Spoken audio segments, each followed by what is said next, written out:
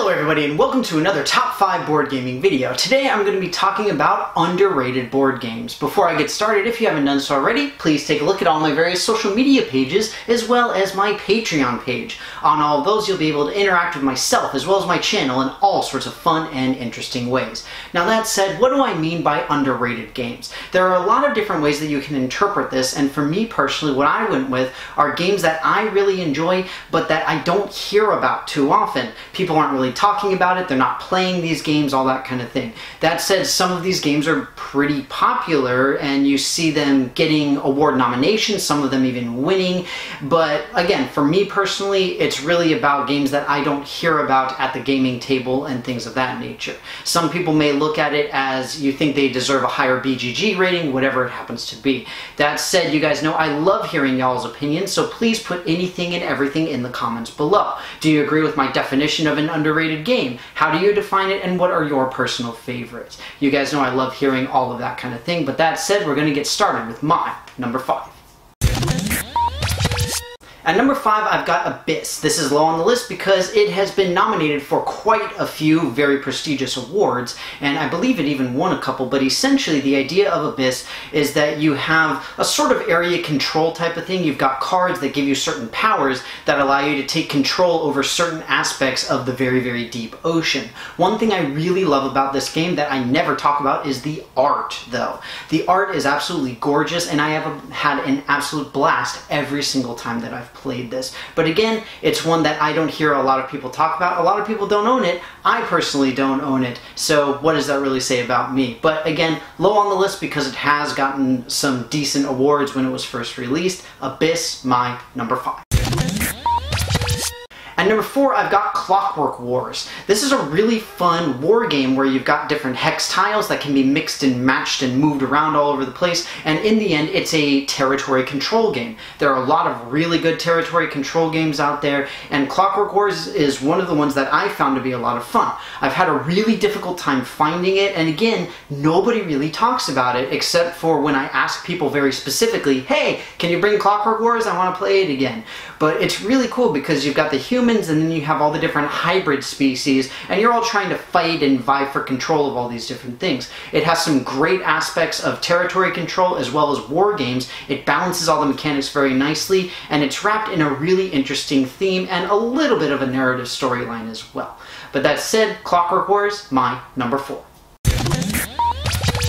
At number 3, I've got Innovation. You can think of Innovation as kind of the younger brother to Through the Ages, Story of Civilization, or something along those lines. The idea is basically the same. You're going through different periods of history, you're vying for control or dominance throughout each individual period while you're trying to get new inventions and all of these kinds of things. I love the way that Innovation handles the way that you go step by step in your inventions. It's kind of similar to Legacy Gears of Time in that way, but this is a game that I really never ever hear anybody talk about. It's from Aiello, and it actually has the same box style as Biblios. Biblios being a much, much more popular game that I've also talked about on my channel, but Innovation, I don't think I've talked about it very much either, but it's just one of those that kind of hits me in just the right kind of way, where you've got the set collection, you've got sort of the building up of your individual tableau, going and going and going, kind of like in Seven Wonders in that sense. That's why it's a little bit higher on the list. I don't know if it's been nominated for anything. It's a little bit low on BGG, but not super low. It just sort of fits all of those things kind of nicely,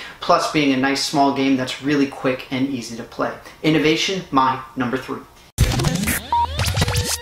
At number 2, I've got Merchant of Venus. Now, obviously, this is a newer edition of the game. The first edition came out quite a while ago, but this is the reprint by Fantasy Flight. Essentially, in this game, everybody is playing as a trader, and you're going through planets and stars and all this kind of stuff, trying to sell off and move your goods in all sorts of different ways. It's a fairly complex game. It's a huge economic game. I've talked about it in that context primarily on my channel, but again, this is one that I never ever hear anybody talk about. It's a really interesting, it's a medium heavyweight game. It's a little bit bigger than some of the medium weight games, but it's still light enough that you can bust it out during like an FLGS meet or something if you're able to.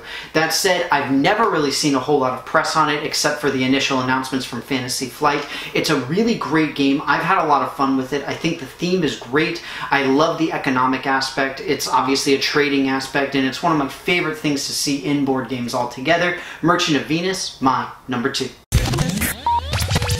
At number 1, I've got Illuminati. This is a game that may come as a surprise to you guys because this one is kind of hit or miss when it comes to talking to other gamers. The thing is, the game has been out of print for quite a while, so many people have not heard about it. I did a video on my channel doing a game review as well as demo for this, and people seem to really enjoy it, and people are looking for information on it, but very few people that I talk to have played it, much less own it, or are even really interested in playing it. But that said, it, like Merchant of Venus, is kind of a mid-heavyweight game, and so you get a lot of strategic decision making, you get a lot of alliances made and broken simultaneously, sometimes during the same turn. You've got just a lot of really interesting and surprising mechanics that are in a relatively small box. Not to mention the tongue-in-cheek humor is absolutely hilarious, classic Steve Jackson game style, but to say it flew under the radar is something that I can't really speak to because I was barely alive when this came out.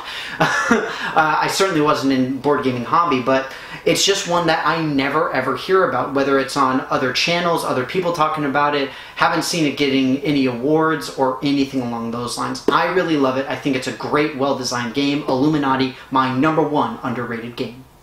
Well folks, that's going to be it for me. I hope you enjoyed this video on my top 5 favorite underrated games. Again, for me personally, this was based off of games that I personally don't hear people really talking about very much. Whether it's on other list videos or just at my FLGS, just chatting with my fellow gaming friends, just trying to plan out game nights, whatever it happens to be. These are some that I really love playing or that I have really enjoyed, and they're just not quite up there with some of the rest of them. Now, again, one of the more common definitions for this are games that are low on Board Game Geek, but people think that they should be much higher. They should have a higher rating. And as always, I'm curious what you guys personally think, so please let me know anything and everything in the comments below. You guys know I love to hear everything that you all have to say. But with that, thank you very much for watching. I hope you enjoyed this video, and I will see you next time.